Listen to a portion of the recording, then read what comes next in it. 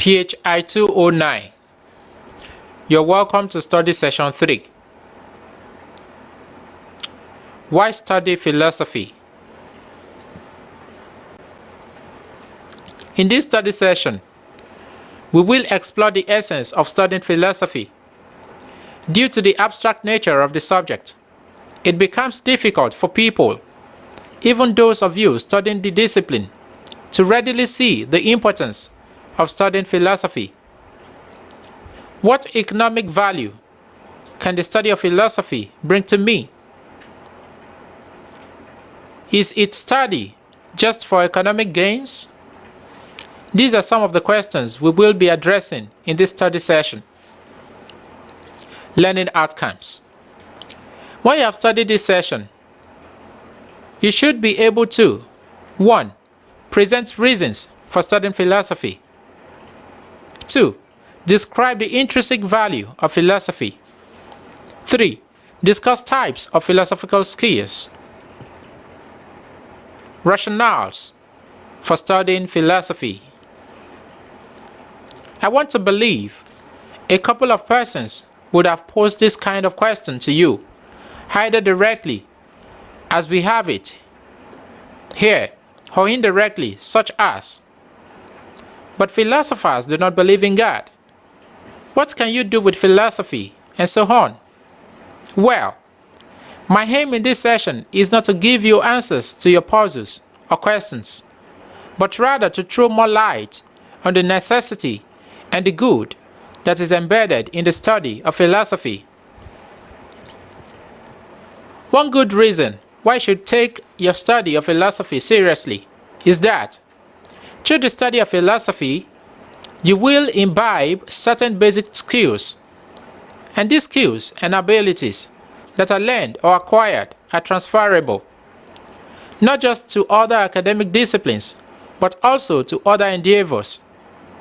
The reason for this is majorly because of the breadth of philosophy. It has a bearing on just about every subject or profession. That is, it touches on so many other subjects. Another reason for this is that the philosophical methods can be applied to other areas of intellectual accomplishment. Recent studies have also shown that students with strong backgrounds in the liberal arts, this refers to a given of disciplines that in Western culture are considered essential for adequate education and civic participation. For example, arts, English, foreign languages, history, and so on, in general, and philosophy in particular, do so much better than one might expect in the job market. Indeed, these skills, which we have discussed shortly, have been adjudged as absolutely essential for success in virtually all the career paths, especially in today's information age. They are also transferable skills because they are not job specific, and so you can take them from one setting of job to the other.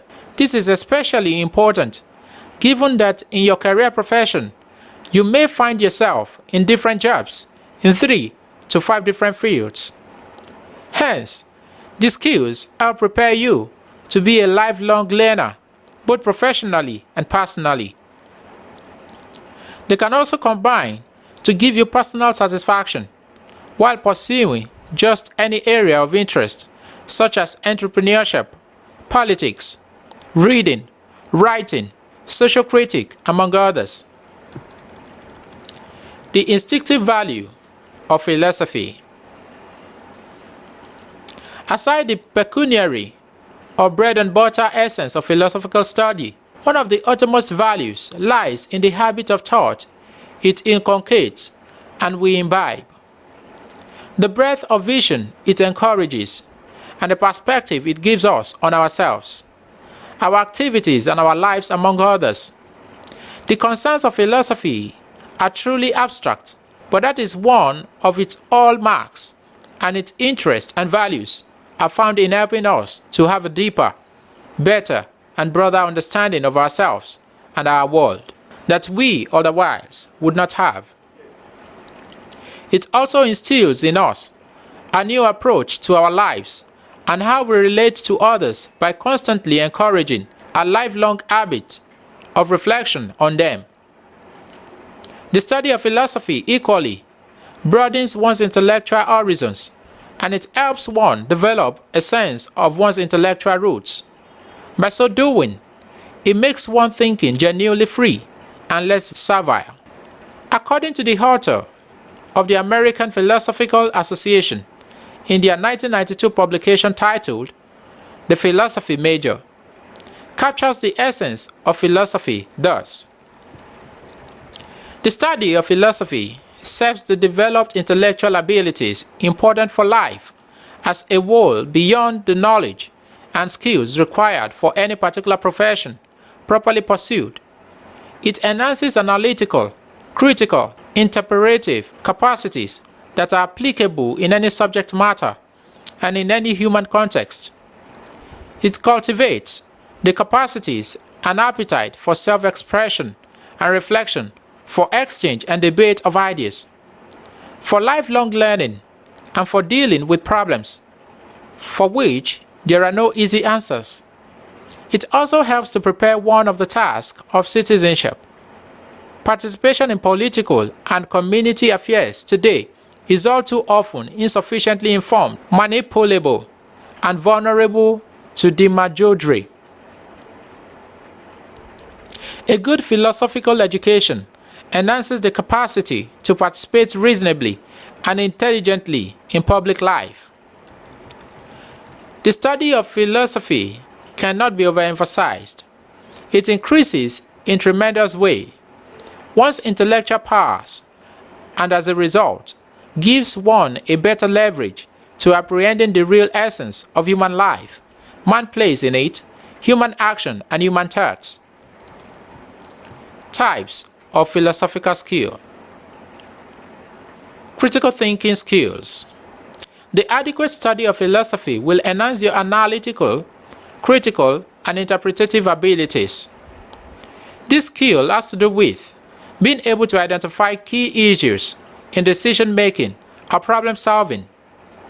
It helps in understanding a general principle that links related problems together, sometimes not just problems, but points, data, or just to identify the parameters of a problem. A student major in philosophy would be able to present carefully thoughts, out arguments, appropriate examples, and clear formulations. This type of skill gives one's arguments great persuasive power, much more than any other majors. The study of philosophy incites students to aspire to develop their own views on the courses, the questions and problems they study, rather than just to absorb uncritically literatures presented on the subject. Thus, this type of independence of mind and analytical spirit is invaluable and a long-lasting intellectual trait that can serve one very well in a variety of endeavors. Argument skills. The Latin word arguere, from which the term argue is derived, means to make clear. Argument is therefore not synonymous with quarrel or play on words, as it is usually misconstrued. It is, however, to elucidate or clarify. The argument skill is important in the sense that the give and take in philosophical discussion, which is part of any good program of study in philosophy, helps in improving one's ability to think on one's feet and to address a wide variety of distinct concerns and questions. Further, because the act of writing is taught in philosophy with great emphasis on clarity and rigor of argument, with apt use of illustration, and also sensitivity to the strength and weaknesses of the views one is examining, and one's view as well. The skill, therefore, helps one to use argumentation techniques to persuade others, so as to reason from premise to conclusion. It equally aids in assessing the implication or consequences of a position which has been taken. The reason for this is because oftentimes We take positions without considering the implication, either to ourselves or to the society at large, or even to the unborn generation. Communication skills. The study of philosophy bestows on one the ability to express one clearly and to formulate and respond to arguments both in speech and writing. It does this by improving one's capability to present ideas in a well-constructed and systematized manner. This helps one to differentiate seemingly same views from one another, and also to make salient what is relevant and set aside minor issues. Communication skill further enables one to summarize the content of a message clearly, succinctly, and objectively. It helps one to differentiate fact from value, sentiment from good reasoning, and also to be able to explain ideas and principles to others. Information management. Philosophy provides one with general problem-solving competence, such as concepts, analysis, definitions, arguments, and problems. It helps one to organize ideas, issues, and points, and to be able to bring out the truth of an issue from myriad of information. By so doing, you are able to make good distinctions and even know how to find common grounds between opposing positions. Information management is the ability to sort data, to compile and rank information, to gather and evaluate information, and to use this information to solve problems. Design and planning skills. This skill has to do with to decipher when and in what respect one's own view is not correct and thus in need of modification, and also what must be revised, what to jettison, and those to be retained. It is also the ability to look at a problem from different angles and identify alternative courses of action. Search and investigation skills. This gives one the ability to develop sound methods of research and analysis. With the help of this skill, you will equally be able to synthesize different views into a more comprehensive, coherent, and logical position. It also has to do with seeking out information to identify problems and needs. Management and administration skills.